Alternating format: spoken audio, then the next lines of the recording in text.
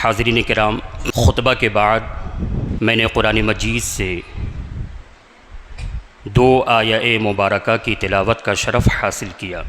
اللہ تعالیٰ فرماتا ہے، یا ایھا الذین آمنوا اذکروا اللہ ذکرا کثیرا، اے ایمان والو اللہ کو خوب یاد کرو، وسبحوہ بکرۃ واصیلا، اور صبح و شام یعنی ہر وقت اس کی پاکی بیان کرتے رہو۔ کیوں؟ اگر اللہ کا ذکر کثرت سے کریں گے اور اللہ کو خوب یاد کریں گے اور اس کی پاکی اور اس کی بڑائی اور اس کی مجد و بزرگی کو ہر وقت ذکر کرتے رہیں گے تو کیا ہوگا؟ هو الذی یصلی علیکم، اس لیے کہ وہی پاک پروردگار ہے جو اپنی رحمتیں تم پر اتارتا ہے، جو اپنی رحمتیں تم پر نازل کرتا ہے، جو اپنی رحمتیں تم پر بھیجتا ہے۔ وملائکتہ، اور اس کے فرشتے تمہارے حق میں دعا کرتے رہتے ہیں۔ کیوں؟ لیخرجکم من الظلمات الی النور، تاکہ تم ہر اندھیرے سے نکل کر، ہر تاریکی سے نکل کر، ہر ظلمت سے نکل کر، ہر گمراہی سے نکل کر کس میں داخل ہو جاؤ؟ اللہ کے نور میں داخل ہو جاؤ، اللہ کی روشنی میں داخل ہو جاؤ۔ وَكَانَ بِالْمُؤْمِنِينَ رَحِيمًا، اور یقیناً اللہ رب العزت ایمان والوں پر بڑا مہربان ہے۔ تو اس آیہ مبارکہ میں ایمان والوں کو حکم دیا گیا کہ وہ اللہ کو بے پناہ یاد کریں، وہ اللہ کا ذکر کثرت سے کریں، وہ صبح و شام اٹھتے بیٹھتے سوتے جاگتے کھاتے پیتے چلتے پھرتے کس کو یاد کریں؟ اپنے رب کو یاد کریں۔ ایک انسان اپنے رب کو کتنا یاد کرے؟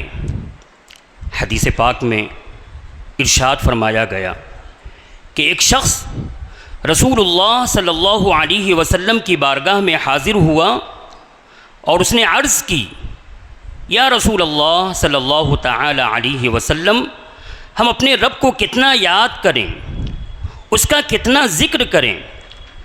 رسول اللہ صلی اللہ تعالی علیہ وسلم نے ارشاد فرمایا کہ تم اپنے رب کا ذکر اس قدر کثرت سے کرو، اس قدر کثرت سے کرو، اس قدر کثرت سے کرو، یہاں تک کہ دنیا والے تم کو کیا کہنے لگیں؟ مجنون کہنے لگیں، پاگل کہنے لگیں۔ حتی یقولوا انہ لمجنون، کہ تم اپنے رب کو اس قدر کثرت سے یاد کرو، اس قدر کثرت سے یاد کرو کہ دنیا والے تم کو کیا کہنے لگیں؟ مجنون کہنے لگیں، پاگل کہنے لگیں۔ اور ایک حدیث میں فرمایا گیا کہ ایک صحابی رسول اللہ صلی اللہ تعالی علیہ وسلم کی بارگاہ میں حاضر ہوئے اور انہوں نے عرض کی کہ یا رسول اللہ صلی اللہ تعالی علیہ وسلم، میری عمر زیادہ ہو چکی ہے، میں کمزور ہو چکا ہوں، اسلام کے احکام بہت زیادہ ہیں، میرا حافظہ کمزور ہو گیا ہے، میں اسلام کے احکام کو یاد نہیں کر سکتا ہوں، اسلام کے سارے احکام پر عمل نہیں کر سکتا ہوں، یا رسول اللہ صلی اللہ تعالی علیہ وسلم، مجھے کوئی ایسا عمل بتا دیں، کوئی ایسی نیکی بتا دیں کہ میں اس نیکی کو کر کے اللہ کی رحمت کو حاصل کر سکوں اور اس کی جنت میں داخل ہونے کا حقدار بن جاؤں۔ تو رسول اللہ صلی اللہ علیہ وسلم نے ارشاد فرمایا، لا یزال لسانک رطبا بذکر اللہ حتی تموت، کہ تو ہمیشہ، تیری زبان پر ہمیشہ اللہ کا ذکر رہے یہاں تک کہ تجھے موت اپنی آغوش میں لے لے۔ تو اپنے رب کو کتنا یاد کرنا ہے، اس کی کوئی حد نہیں ہے، اس کی کوئی لمٹ نہیں ہے۔ اور ذکر 3 ہیں، ذکر کتنے ہیں؟ 3 ہیں۔ ایک ہے ذکر قلبی، دل سے یاد کرنا، ایک ہے ذکر لسانی زبان سے یاد کرنا، اور ایک ہے ذکر عملی یعنی اپنے اعضائے جوارح سے، اپنی آنکھوں کے ذریعے، اپنے کان کے ذریعے، اپنے ہاتھ پیر کے ذریعے اپنے رب کو یاد کرنا اور اپنے رب کا ذکر کرنا۔ تو ایک ہے ذکر قلبی، دل سے یاد کرنا۔ ذکر قلبی کا کیا مطلب ہے؟ دل سے یاد کرنے کا کیا مطلب ہے؟ علماء نے فرمایا کہ دل سے یاد کرنے کا مطلب یہ ہے کہ تیرا دل اس بات سے باخبر رہے، تیرا دل اس بات پر متنبہ رہے، تیرا دل اس بات سے آگاہ رہے کہ تیرا رب تجھے دیکھ رہا ہے اور تیرا رب تجھے سن رہا ہے۔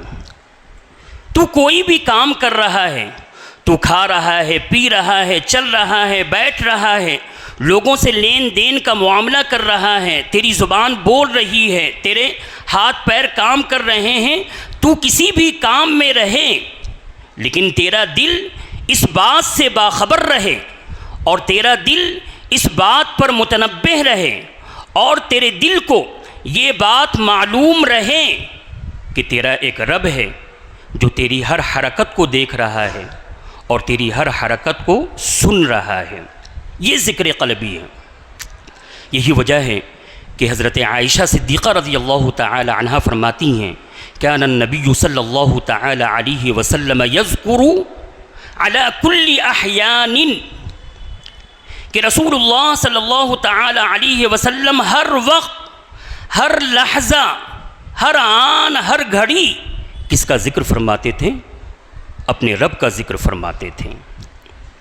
تو ایک ہے ذکر قلبی اور ایک کیا ہے؟ ذکر لسانی یعنی زبان سے ذکر کرنا، لا الہ الا اللہ، سبحان اللہ، الحمدللہ، اللہ اکبر، یا مجید، یا خالق، یا رزاق، یا رحمان، یا رحیم۔ یہ زبان سے اللہ کا کیا کرنا ہے؟ ذکر کرنا ہے۔ قرآن مجید کی تلاوت کرنا، قرآن مجید کی آیتوں کو پڑھنا، یہ ذکر لسانی ہے۔ اور ایک ہے ذکر فعلی۔ ذکر فعلی مثال کے طور پر آپ نماز کے لیے کھڑے ہوتے ہیں، یہ اللہ کا ذکر ہے۔ آپ رکوع میں جاتے ہیں، یہ اللہ کا ذکر ہے۔ آپ سجدے کے لیے اپنی پیشانی کو جھکاتے ہیں، یہ اللہ کا ذکر ہے۔ آپ تشہد میں بیٹھتے ہیں، یہ اللہ کا ذکر ہے۔ اور یہ کون سا ذکر ہے؟ یہ ذکر فعلی۔ تو انسان کو اس بات کی کوشش کرنی چاہیے کہ اس کا دل بھی اللہ کی یاد سے وابستہ رہے، اس کی زبان بھی اللہ کی یاد سے وابستہ رہے، اور اس کے جسم کے سارے اعضاء، اس کی آنکھیں، اس کے کان، اس کے ہاتھ، اس کے پیر، اس کے جسم کے رونگٹے اللہ کے ذکر سے کیا رہیں؟ وابستہ رہیں۔ بزرگوں نے فرمایا کہ اللہ رب العزت نے انسان کو بہت سارے اعضاء دیے ہیں، جسم کے بہت سارے پارٹس ہیں، کان ہیں، آنکھیں ہیں، زبان ہیں، ناک ہے، ہاتھ ہیں، پیر ہیں۔ اللہ رب العزت نے انسان کو جسم کے بہت سارے پارٹس دیے ہیں، اور انسان کے جسم میں جتنے اعضاء ہیں اور انسان کے جسم کے جتنے پارٹس ہیں اور انسان کے جسم کے جتنے ٹکڑے ہیں، اللہ رب العزت نے انسان کے جسم کے ہر پارٹ میں ایک کمال رکھا ہے، ایک خوبی رکھی ہے، ایک قوت رکھی ہے، ایک صلاحیت رکھی ہے۔ مثال کے طور پر اللہ رب العزت نے انسان کو کان دیا۔ کان کا کمال کیا ہے؟ کہ وہ سنے۔ اب یہ بتائیے کہ اگر انسان کے پاس کان ہو مگر وہ سننے کی صلاحیت سے محروم ہو تو کیا وہ انسان چین سے بیٹھے گا؟ کیا اس انسان کو سکون ملے گا؟ کیا وہ انسان قرار پائے گا؟ ہاسپٹلوں کا چکر لگائے گا، ڈاکٹروں کے پاس بیٹھے گا، طرح طرح کے طبیبوں اور حکیموں سے رابطہ کرے گا۔ تو اللہ نے انسان کو کان دیا، اور کان کے اندر کس کی صلاحیت رکھی؟ سننے کی صلاحیت رکھی۔ اسی طرح اللہ رب العزت نے انسان کو آنکھیں دیں، اور آنکھوں کے اندر کیا کمال رکھا کہ وہ دیکھے. لیکن اگر خدا نخواستہ کوئی انسان دیکھنے سے محروم ہو جائے، کوئی انسان اپنی بینائی سے محروم ہو جائے، تو یہ بتائیے کہ کیا وہ انسان چین سے بیٹھے گا؟ کیا اس انسان کو سکون ملے گا؟ کیا وہ انسان آرام کی زندگی بسر کرے گا؟ ہرگز نہیں. اسی طریقے سے اللہ رب العزت نے انسان کو ہاتھ دیا ہے کہ وہ کسی چیز کو پکڑ سکے، وہ کسی چیز کی حرارت اور کسی چیز کی برودت کو محسوس کر سکے. اسی طرح اللہ رب العزت نے انسان کو پیر دیا ہے کہ وہ ایک جگہ سے دوسری جگہ جا سکے، وہ ایک جگہ سے دوسری جگہ منتقل ہو سکے. تو جس طریقے سے اللہ رب العزت نے انسان کے جسم میں بہت سارے اعضاء رکھے ہیں، بہت سارے پارٹس رکھے ہیں، اور ہر عضو کے اندر اللہ رب العزت نے ایک کمال رکھا ہے، ایک صلاحیت رکھی ہے، ایک طاقت رکھی ہے، ایک خوبی رکھی ہے. اور انسان کے اس عضو سے جب وہ صلاحیت ختم ہو جاتی ہے، جب وہ قوت ختم ہو جاتی ہے، جب وہ کمال ختم ہو جاتا ہے، تو انسان بے چین ہوتا ہے، بے قرار ہوتا ہے، اسے سکون نصیب نہیں ہوتا ہے. اسی طرح اللہ رب العزت نے انسان کو دل دیا ہے، اور دل کے اندر اللہ رب العزت نے ایک کمال رکھا ہے. اور انسان کے دل کا کمال یہ ہے کہ وہ اللہ کی یاد میں رہے، وہ اللہ کے ذکر سے وابستہ رہے.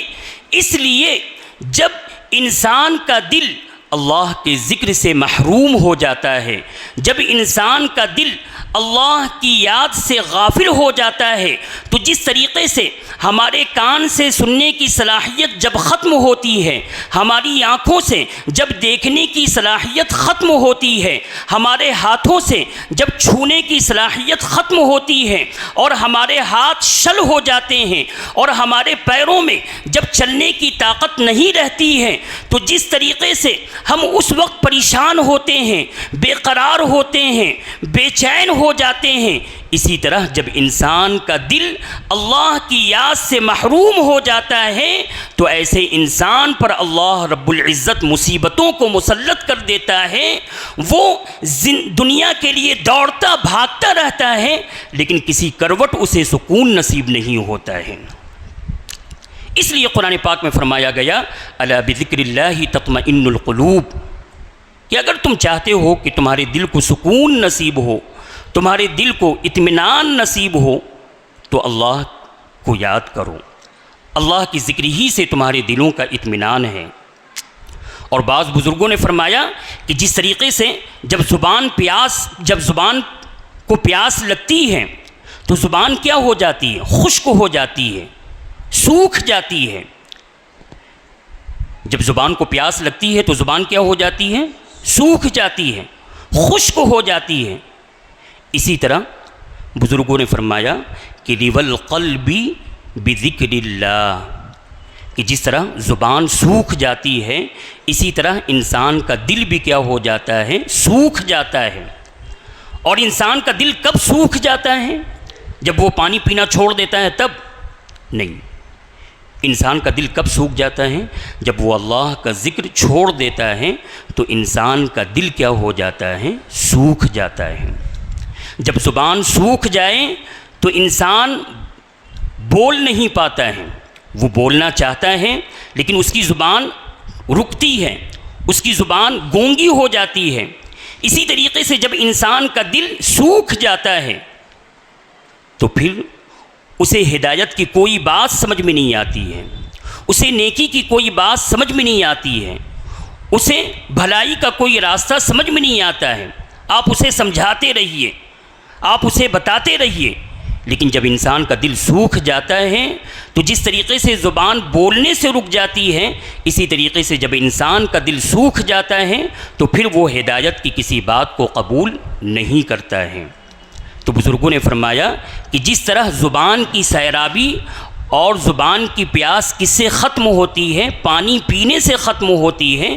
اسی طریقے سے انسان کے دل کی سیرابی کس سے ہے؟ اللہ کے ذکر سے ہے. اور انسان کے دل کی زندگی کس سے ہے؟ اللہ کے ذکر سے ہے. حدیث پاک میں فرمایا گیا مثل الذی یذکر ربہ والذی لا یذکر ربہ کمثل الحی والمیت، کہ اس شخص کی مثال جو اپنے رب کو یاد کرتا ہے اور اس شخص کی مثال جو اپنے رب کو یاد نہیں کرتا ہے کس کی طرح ہے؟ کمثل الحی والمیت، ایسا ہی ہے کہ جیسے کوئی زندہ ہو اور کوئی مر چکا ہو۔ تو انسان کے دل کی زندگی کس سے ہے؟ اللہ کے ذکر سے ہے۔ قرآن پاک میں فرمایا گیا فاذکرونی اذکرکم واشکروا لی ولا تکفرون۔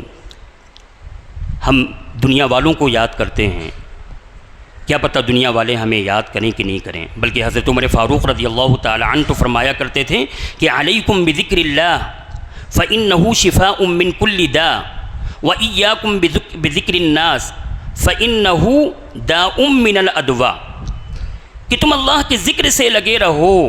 کیوں؟ اس لیے کہ تم اللہ کے ذکر سے لگے رہو گے تو اس میں ہر بیماری کی شفا ہے، ہر بیماری کا علاج ہے۔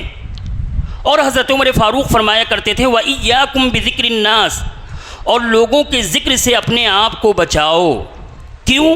اس لیے کہ اگر لوگوں کا ذکر زیادہ کرو گے اور لوگوں کو زیادہ یاد کرو گے فَإِنَّهُ دَاءٌ مِّنَ الْأَدْوَاءِ، تو بے شک یہ بیماریوں میں سے ایک بیماری ہے کہ جب تم لوگوں کو زیادہ چرچے میں رکھو گے، لوگوں کو زیادہ یاد کرو گے، لوگوں کا ذکر زیادہ کرو گے تو کبھی ایسا ہوگا کہ ہم غیبت کی بیماری میں مبتلا ہو جائیں گے، کبھی ایسا ہوگا کہ ہم چغلی کی بیماری میں مبتلا ہو جائیں گے، کبھی ایسا ہوگا کہ ہم اس کی تعریف کریں گے تو تعریف میں اتنے آگے بڑھ جائیں گے کہ ہم اس کی جھوٹی تعریف کرنے لگیں گے۔ اور یقیناً غیبت بیماری ہے، چغلی بیماری ہے، کسی کی تعریف میں حد سے آگے بڑھ جانا اور کسی کی جھوٹی تعریف کرنا یہ ایک بیماری ہے۔ اس لیے حضرت عمر فاروق رضی اللہ تعالی عنہ فرمایا کرتے تھے کہ علیکم بذکر اللہ، کہ تم اپنے آپ کو اللہ کے ذکر سے جوڑ لو، تم اپنے آپ کو اللہ کے ذکر سے وابستہ رکھو، اس لیے کہ اللہ رب العزت کے ذکر میں تمہاری ہر بیماری کا علاج ہے اور تمہاری ہر بیماری کے لیے کیا ہے؟ شفا ہے۔ تو اللہ تعالیٰ فرماتا ہے فاذکرونی اذکرکم، تم مجھے یاد کرو میں تمہیں یاد کروں گا۔ اور کہ کتنی بڑی بات ہے، یعنی اہل ذکر کی کتنی فضیلت ہے کہ جب ہم اپنے رب کو یاد کرتے ہیں، اس کا ذکر کرتے ہیں تو رب تبارک و تعالی ہمیں یاد فرماتا ہے۔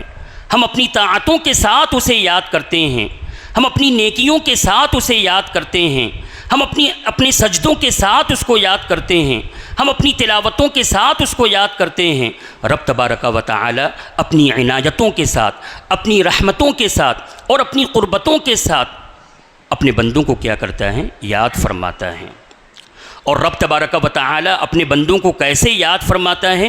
بخاری کی روایت میں فرمایا گیا کہ رسول اللہ صلی اللہ تعالی علیہ وسلم نے ارشاد فرمایا کہ رب تبارک و تعالی فرماتا ہے کہ جب میرا بندہ مجھے یاد کرتا ہے تو میں اس کے ساتھ ہوتا ہوں، اور جب میرا بندہ مجھے اکیلے میں یاد کرتا ہے، چپکے چپکے یاد کرتا ہے، تو میں اپنے بندے کو چپکے چپکے یاد کرتا ہوں۔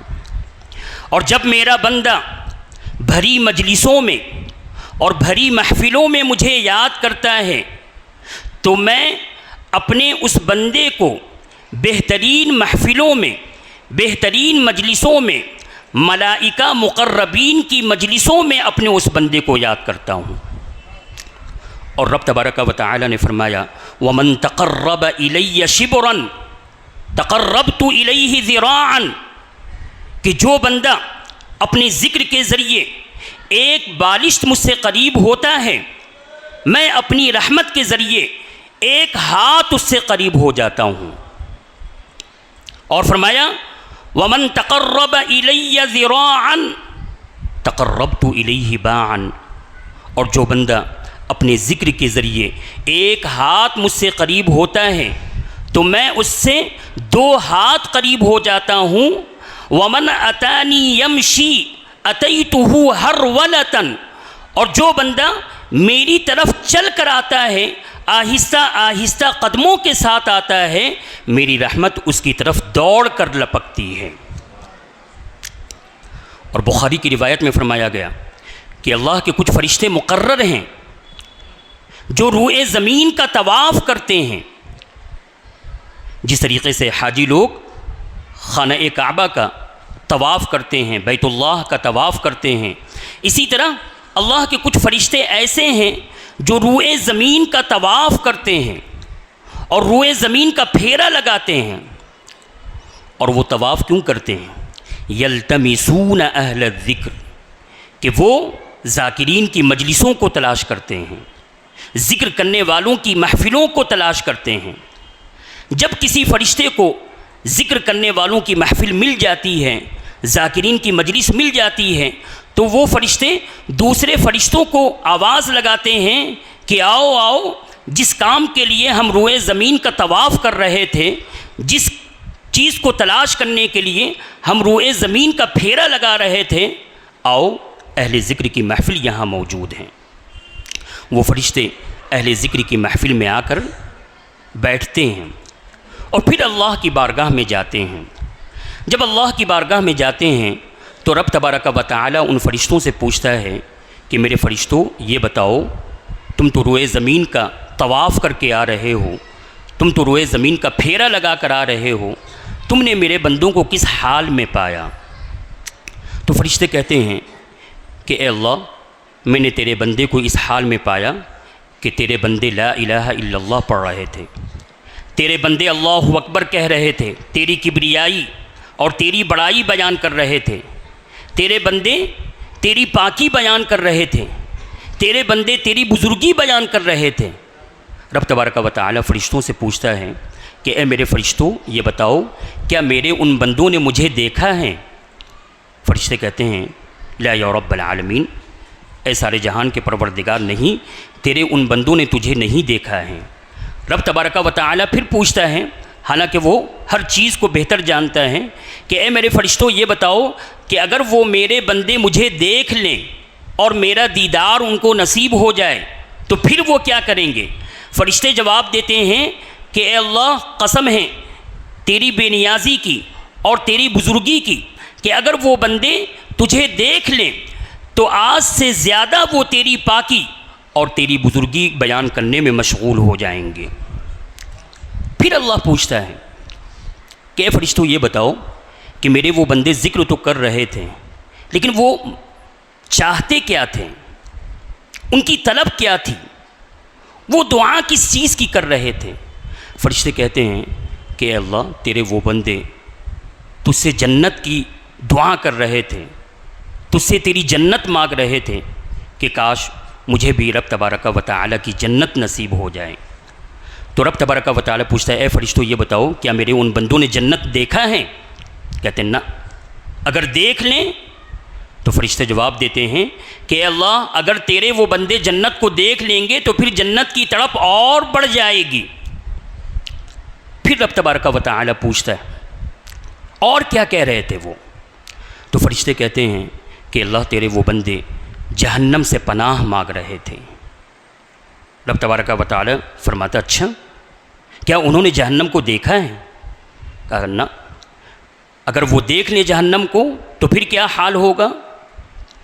تو فرشتے جواب دیتے ہیں کہ اللہ، اگر وہ جہنم کو دیکھ لیں اور جہنم کی بھڑکتی ہوئی آگ کو دیکھ لیں تو پھر وہ صبح و شام تیری بارگاہ میں صرف جہنم سے پناہ مانگتے رہیں گے۔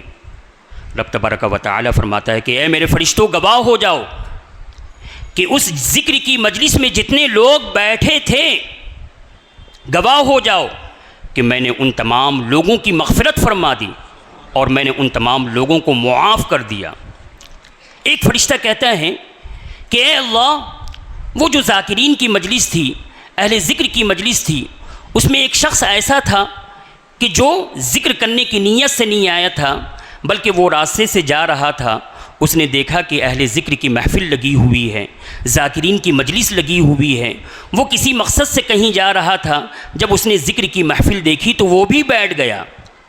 تو رب تبارک و تعالی فرماتا ہے ہم الجلساء لا یشقی بہم جلیسہم، کہ ذکر کرنے والوں کا مقام و مرتبہ ایسا ہے کہ جو لوگ کسی بھی مقصد سے ذکر کرنے والوں کے ساتھ بیٹھ جاتے ہیں، اللہ رب العزت اہل ذکر کی برکت سے ان کی بھی بخشش فرما دیتا ہے اور ان کے بھی گناہوں کو معاف فرما دیتا ہے۔ تو حاضرین ملت اسلامیہ، ہمیں اس بات کی کوشش کرنی چاہیے کہ ہم اپنے آپ کو اللہ کے ذکر سے جوڑیں، اپنے بچوں کو اللہ کے ذکر سے جوڑیں۔ ہمیں اپنے بچوں کی تربیت ایسی کرنی چاہیے کہ ہمارے بچے اٹھتے بیٹھتے سوتے جاگتے ہر کام کرتے وقت کس کو یاد کریں؟ اپنے رب کو یاد کریں۔ اور حضور صلی اللہ تعالیٰ علیہ وسلم نے امت کی کتنی بہترین تعلیم فرمائی، اور رسول اللہ صلی اللہ تعالیٰ علیہ وسلم نے اپنی امت کو اللہ کے ذکر سے کیسا جوڑا اور اللہ کے ذکر سے کیسا وابستہ فرمایا کہ ہر وقت کے لیے رسول اللہ صلی اللہ تعالیٰ علیہ وسلم نے ایک دعا مقرر فرما دی کہ اگر تم کھانے کے لیے بیٹھ رہے ہو تو اس وقت اللہ کو یاد کرو اور کہو بسم اللہ وعلی برکت اللہ۔ اگر تم کھانے کے دسترخوان سے اٹھ رہے ہو تو اس وقت بھی اپنے رب کو یاد کرو اور کہو الحمدللہ الذی اطعمنا وسقانا وجعلنا مسلمین، کہ تمام خوبیاں اللہ کے لیے جس نے ہمیں کھلایا، ہمیں پلایا اور ہمیں فرما بردار بندوں میں سے بنایا۔ اگر تم گھر میں داخل ہو رہے ہو تو اس وقت بھی اپنے رب کو فراموش مت کرو، اس وقت بھی اپنے رب کو مت بھولو، بلکہ اس وقت بھی اپنے رب کو یاد کرو اور پڑھو اللہم انی اسألک خیر المولج وخیر المخرج بسم اللہ ولجنا وبسم اللہ خرجنا وعلی اللہ ربنا توکلنا، اور جب گھر میں داخل ہو السلام علیکم ورحمۃ اللہ وبرکاتہ کہتے ہوئے گھر میں داخل ہو۔ تو دیکھیں کہ رسول اللہ صلی اللہ علیہ وسلم نے اس امت کی ایسی تعلیم فرمائی کہ یہ امت اپنے کسی بھی عمل کے وقت اور اپنی زندگی کے کسی بھی مرحلے میں اور اپنی زندگی کے کسی بھی لمحے میں وہ اللہ کے ذکر سے خالی نہیں رہ سکتی ہے۔ رسول اللہ علیہ وسلم نے فرمایا کہ اگر تم گھر سے نکل رہے ہو اللہم انی اسألک خیر المولج، کہ اللہ ہم جہاں بھی داخل ہوں، جس جگہ بھی جائیں وہ جگہ نیکی کی جگہ ہو، وہ جگہ ہدایت کی جگہ ہو، وہ جگہ خیر کی جگہ ہو۔ اے اللہ ہم جہاں بھی نکلیں ہمارا نکلنا کس کے لیے ہو؟ خیر کے لیے ہو۔ ہمارا نکلنا کس کے لیے ہو؟ بھلائی کے لیے ہو۔ ہمارا نکلنا کس کے لیے ہو؟ اچھے عمل کے لیے ہو۔ بسم اللہ ولجنا و بسم اللہ خرجنا، اللہ کے نام پر ہم اپنے گھروں میں داخل